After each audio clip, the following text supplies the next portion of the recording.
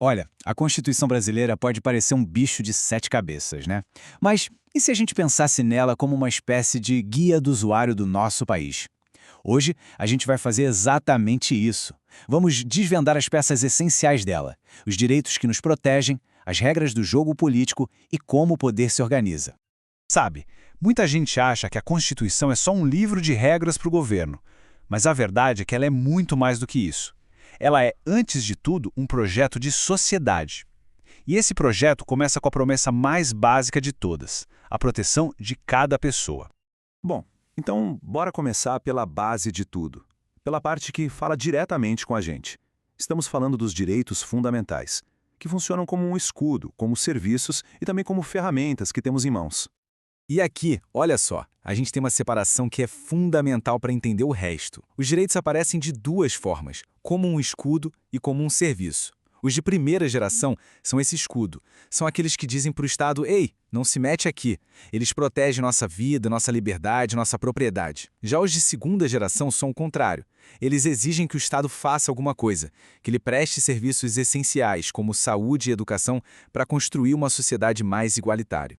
E o mais legal é que a Constituição não só lista direitos, ela entrega uma verdadeira caixa de ferramentas para a gente poder defender esses direitos.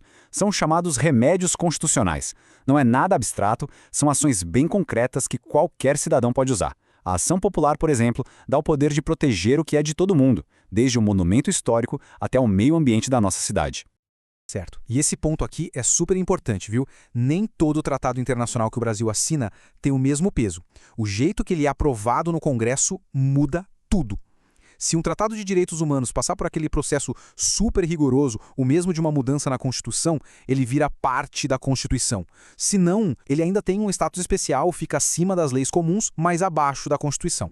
Ok, a gente já entendeu os nossos direitos. Mas e na prática? Como é que as pessoas se juntam para participar da política e tomar as decisões do país? É aí que entram os partidos políticos e as regras desse jogo democrático. Para a democracia funcionar direitinho, os partidos têm que seguir umas regras bem claras. A Constituição exige, por exemplo, que eles sejam nacionais para evitar que o país se divida em interesses só regionais. E também proíbe que recebam dinheiro de fora ou que tenham grupos armados. A ideia é garantir que a disputa seja no campo das ideias, não na base da força ou do poder econômico. Só que, pensa bem, um monte de partido pequenininho pode acabar virando uma bagunça, né? Fica difícil governar. Foi para evitar isso e garantir que os partidos tenham uma relevância de verdade no país todo que a Constituição criou um filtro, a famosa cláusula de barreira. E o número mágico aqui é 3%. Um partido precisa ter no mínimo isso de votos no país todo ou eleger um bom número de deputados federais para mostrar que tem um apoio nacional de peso. Só depois de passar por essa barreira é que ele consegue acesso total à grana do fundo partidário e ao tempo de rádio e TV. Beleza, já falamos de direitos, já falamos de partidos, agora vamos dar um passo para trás e olhar o quadro geral. Como é que a Constituição organiza a própria estrutura do Estado para governar um país tão imenso e diverso como o Brasil? Então, como se governa um país que é praticamente um continente? A resposta está toda no equilíbrio. A Constituição faz uma divisão bem clara do que pertence e do que é responsabilidade da União, ou seja, do governo central, e o que cabe aos estados e municípios. Pensa assim, tudo que é super estratégico para o país inteiro fica com a União. Recursos minerais, o potencial de gerar energia com os rios, as terras na fronteira. A lógica é bem simples, né? São coisas que afetam a segurança e o futuro de todo mundo. Então a gestão tem que ser centralizada. Mas olha que curioso, tem uma exceção. Sabe aquelas ilhas na costa que são sede de um município, que tem prefeitura e tudo mais? Pois é, essas não são da União. É um detalhe que mostra bem aquele equilíbrio que a gente falou entre o poder federal e a autonomia da vida local. Ok, para fechar a gente chega na parte que é tipo o manual de funcionamento da Constituição. É aqui que a gente entende como uma frase no papel vira um direito de verdade, aplicável no nosso dia a dia. E essa tabela aqui, gente, é a chave de tudo. Ela mostra que tem basicamente 3 tipos de regras na Constituição. Algumas valem na hora, assim que se lê.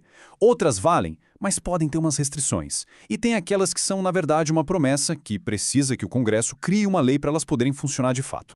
Vamos ver um exemplo de norma plena. Quando a Constituição diz que a lei não pode prejudicar o direito adquirido, pronto, é isso. É um comando direto, que vale na hora, e nenhuma outra lei pode passar por cima. É uma proteção total e imediata.